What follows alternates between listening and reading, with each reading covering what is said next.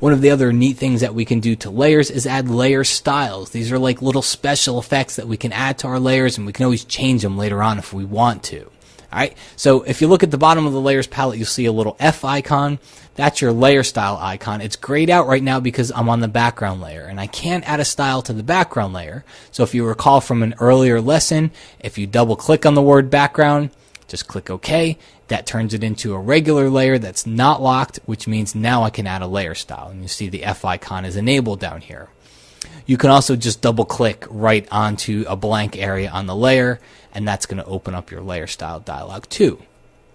Alright, so let's start off simple here. I'm going to add a gradient overlay, and I'm going to take the angle setting and just move it over to the left. Alright, and before I go any further, I got to tell you this. If you just click the checkbox, it doesn't change the settings over here. You can't get in there and manipulate the gradient overlay settings. You've got to click on the text. I get that question a lot because people aren't seeing the same thing I am. So click on the text.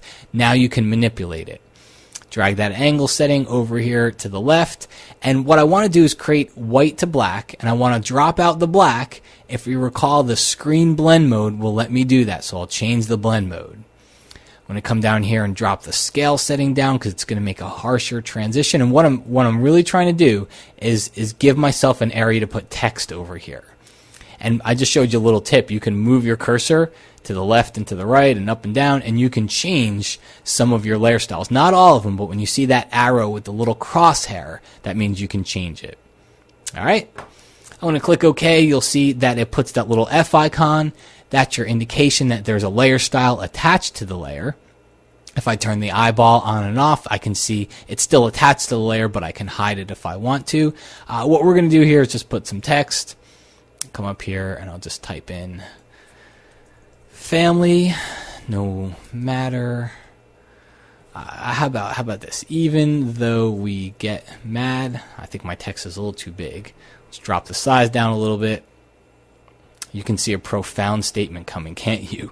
Even though we get mad at each other sometimes, okay, a lot of times, okay, most of the time, we still love. I should spell right too, shouldn't I? I'm using BiCMScript Pro, by the way. It's a great little script font. It comes with the Adobe Creative Suite, so it's a perfect font. It's a very popular font for script.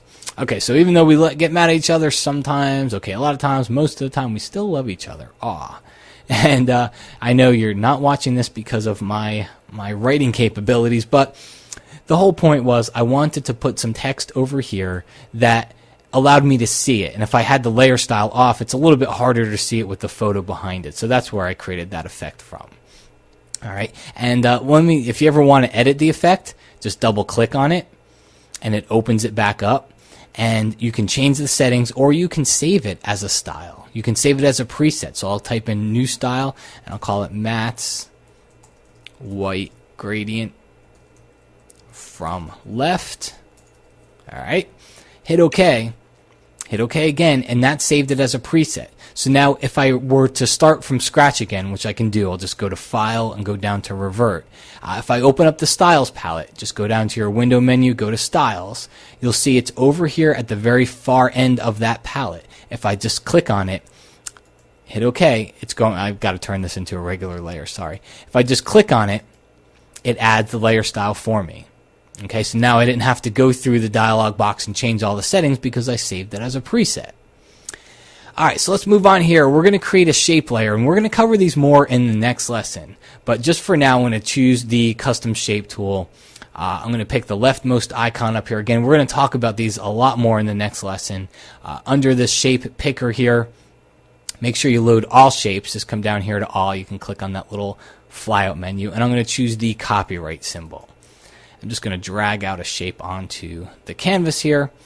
And for 1 second before, I already have a style, so let me come up here, set it to none. Now let's drag out a shape on the canvas there.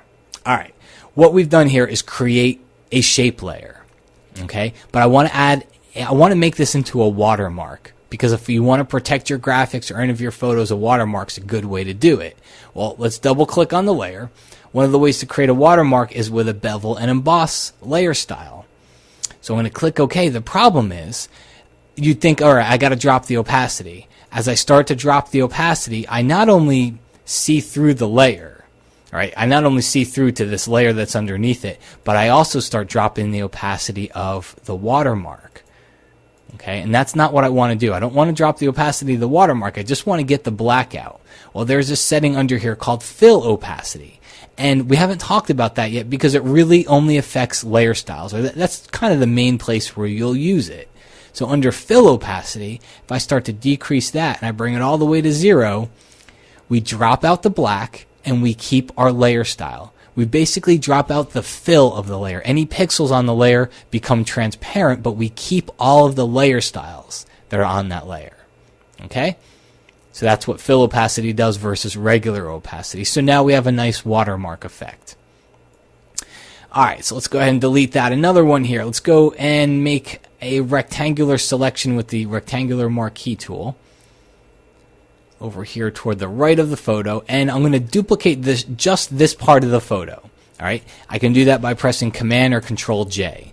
Alright, you normally think of that for duplicating a layer, but if you have something selected, it duplicates whatever is selected instead.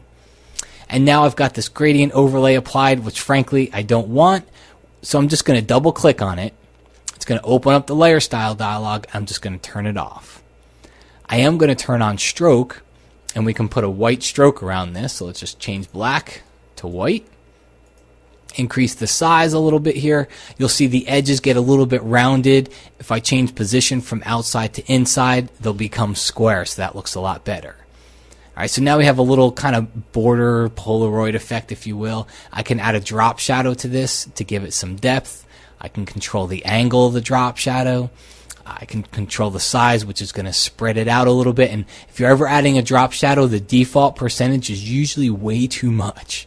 All right, so drop that down. Take it down to 40 or 50%. You want people to know there's a drop shadow, but you don't want it to be in their face, if you will. Okay, so I always come in there and I always reduce that drop shadow and hit OK. And now to kind of show you a little bit more about layer styles, if I manipulate this layer like rotating it, all right, let's rotate it over to the side a bit. You can see the layer style follows. It doesn't stay put. It actually follows the rest of the layer, whatever I did to it. So the shadow and the stroke still follow the boundaries of the layer. I'm not sure if the rotation works because their legs are still straight down here, but we can drop our fill opacity, and now we can see through. So now basically we just have a border.